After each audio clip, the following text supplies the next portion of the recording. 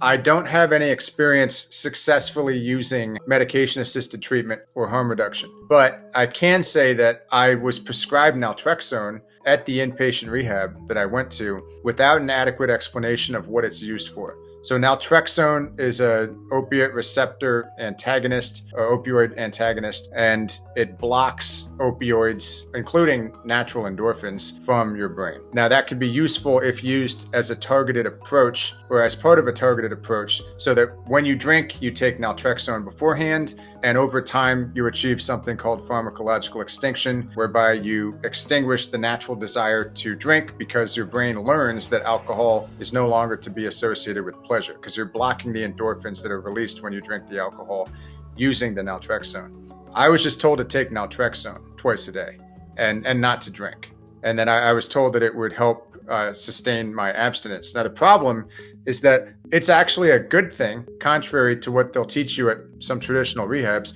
It's a good thing to experience pleasure and joy and endorphin rushes after leaving rehab when you're not drinking, because you want your brain to learn the same way that you would want it to unlearn the pleasure from drinking. You want it to learn the pleasure from not drinking, from doing things that have nothing to do with alcohol. And so I was finding that my workouts were blunted, food didn't taste as good, and I was thinking, is this because I'm not drinking? So I stopped taking it, and food tasted great, workouts were great.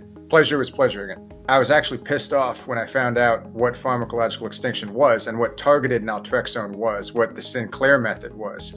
I would have pursued that in conjunction with nutrient repair, which I didn't really immerse myself in or discover until after my detox and rehab experience. So I was pissed when I found out about that. I've read the literature, a lot of it on the Sinclair method. It looks like it works for up to 80% of people. Compliance is the biggest issue. So of course, there are going to be some people who don't take it, but it seems that a lot of people who want to quit, as with anything, you have to want it. You still have that element of free will. So you're either going to try to do things that help you move in a certain direction or you're not. But it seems to be, in my view, one of the more effective harm reduction and really medication-assisted treatment approaches that there are. I'm a fan of the Sinclair method, even though it wasn't properly explained to me, and even though I took naltrexone the wrong way under the guidance of a doctor. But it's an interesting idea, and we've done podcast episodes here with Claudia Christian and Katie Lane and Dr. John Umhow, all of whom are proponents of the Sinclair method.